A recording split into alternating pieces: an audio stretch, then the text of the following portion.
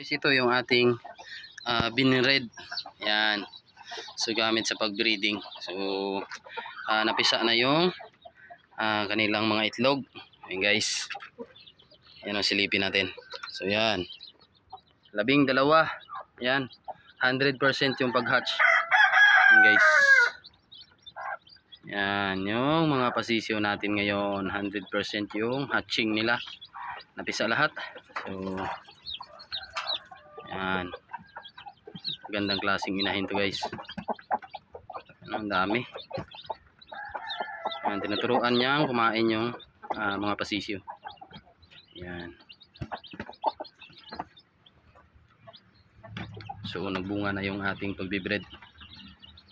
Yan guys.